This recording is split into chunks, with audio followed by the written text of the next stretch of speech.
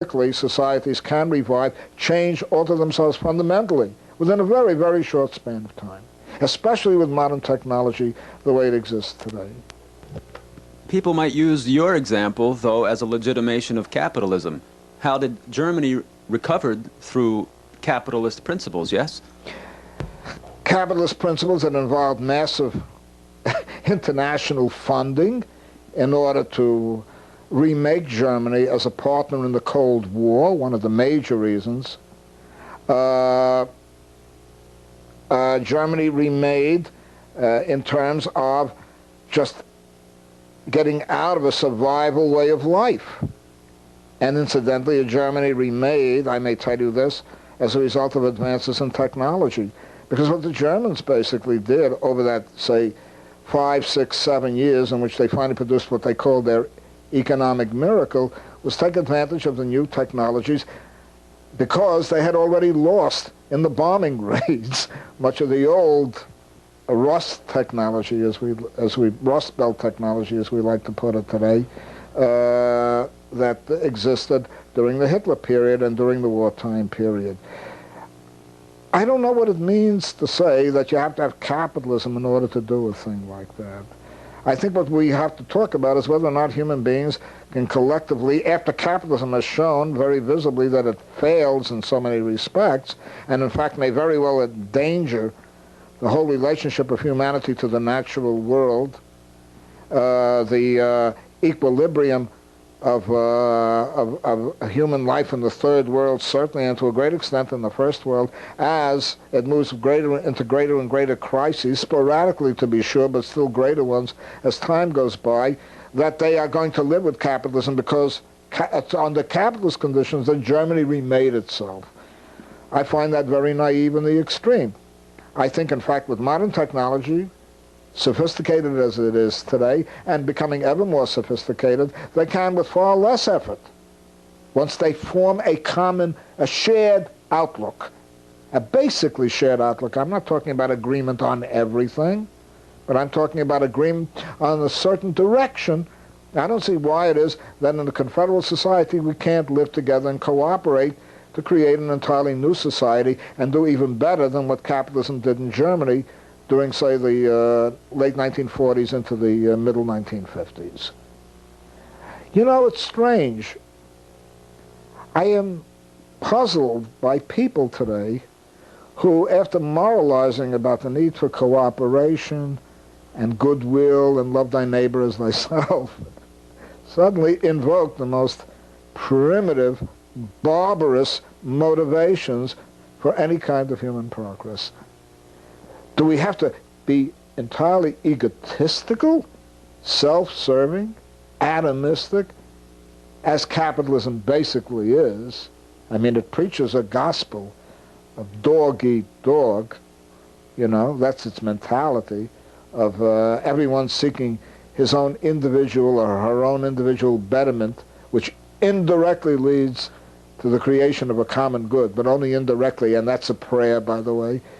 How it is that capitalism can be extolled for features that in fact are today destroying society. It is this grow and die competition between capitalist enterprises that is undermining the ecology of the planet today. And yet, going to church or to a synagogue or to a mosque on a given holy day, talk about love thy neighbor as thyself in one sense or another, whether it be in Islamic, in Jewish, or in Christian terms. Or today, to a very great extent, even adopting Buddhism with its passive receptive mentality. This is especially widespread on the west coast of the United States, you know, Ecotopia from San Francisco to Vancouver. Piously talk about recreating a wonderful world, presumably believing in it through a cooperative manner, without the marketplace and the egotism that the marketplace involves, dog eat dog, grow or die, say that it's impossible on a collectivistic and cooperative democratic basis to create a new society. It puzzles me that people can live with these utterly contradictory ideas in their head, and at the same time, incidentally, act with these very contradictory ideas, thus I heard a story of some homeless people who managed to get onto 60 Minutes, the national program that has such a wide listenership, and after seeing how people were suffering, stopped sending thousands upon thousands of dollars in donations.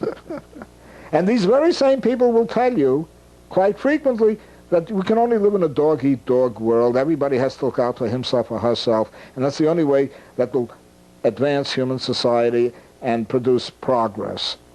These contradictory ideas totally puzzle me. Are we going to give up, ultimately, in the name of a failed socialism, to use the rhetoric of our time, because the Iron Curtain has disappeared, as though you ever had socialism on the other side of the Iron Curtain, namely in Russia and Russia's satellite countries?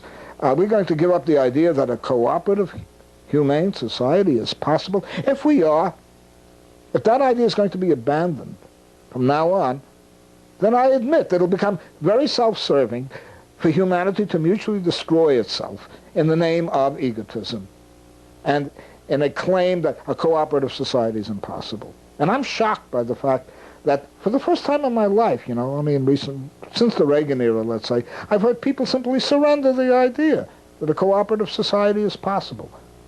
And that astonishes me. If people do reach that stage, I agree. They will tear down the planet, they will tear down society, and we will revert or regress, if not disappear, to a Paleolithic world, or even worse.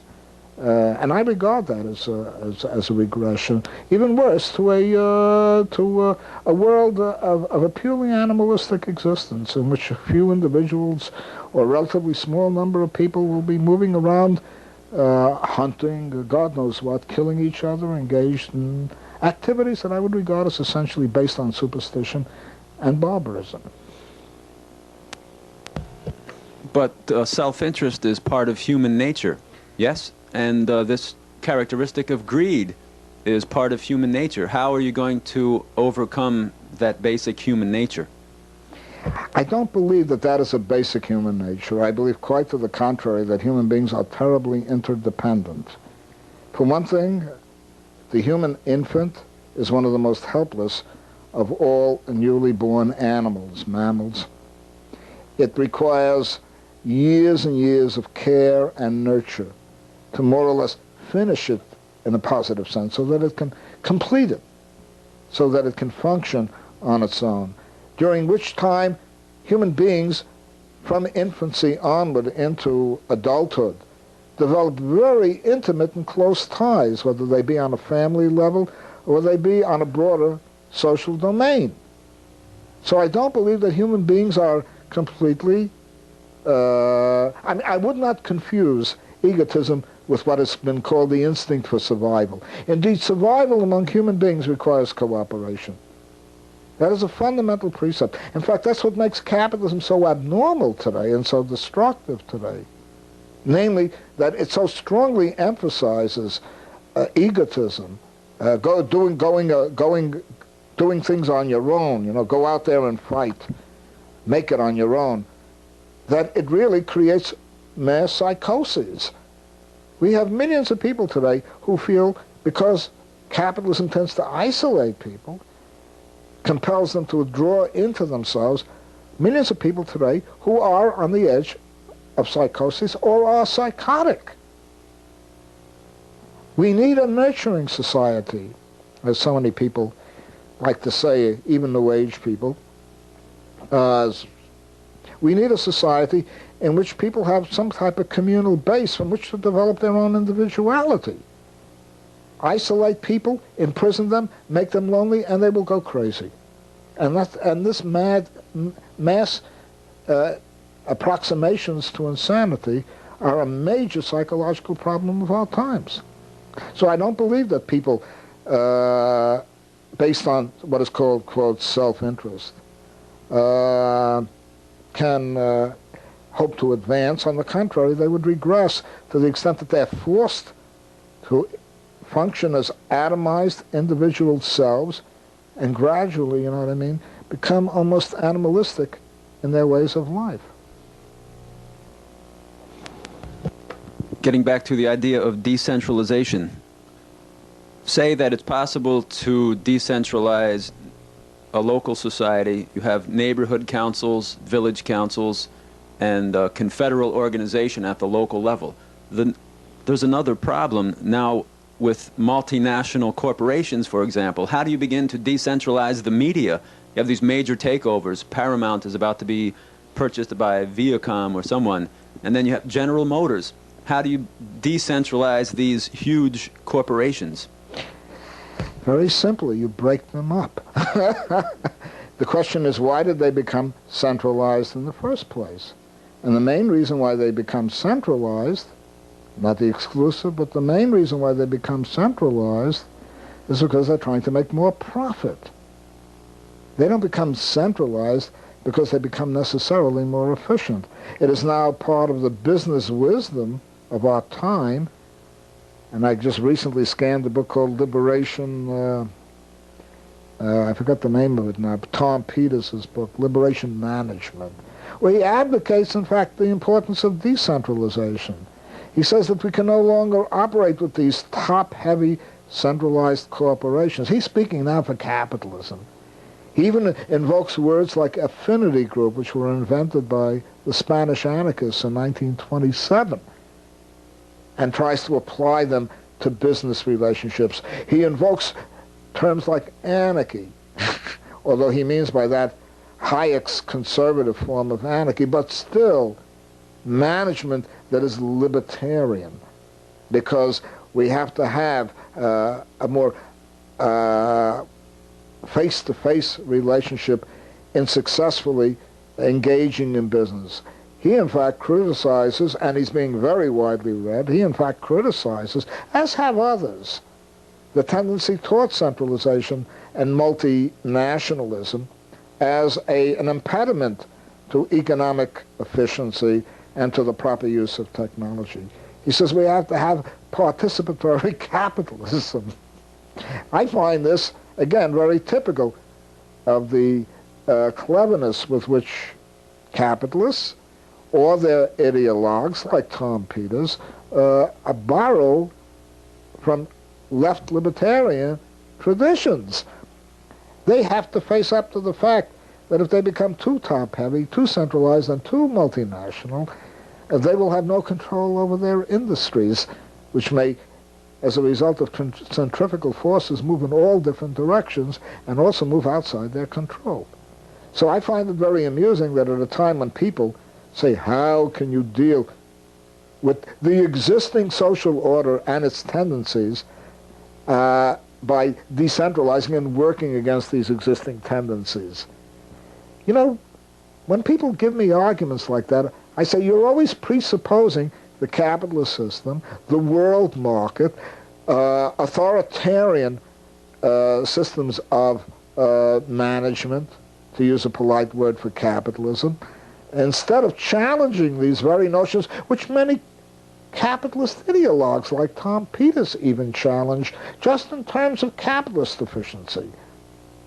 I say we have to go beyond challenging them in terms of capitalist efficiency and think of them more in terms of an ethical form of relationship which is cooperative. So what many people who accept the existing multinationalism as given are essentially doing is accommodating themselves to the status quo or the trends in the status quo. Whereas I say the whole function behind the revolutionary movement is to challenge these trends in the status quo, to challenge the status quo. You know, conceive of being, some 30,000 years ago in a cave, and somebody comes up with the suggestion, let's say for argument's sake, why don't we go ahead and instead of living in a cave, try to construct shelters that are more permanent and live together cooperatively in villages? And somebody says, well, how can you do that? The whole tendency is to live in caves. We now live in caves. Or go back even further.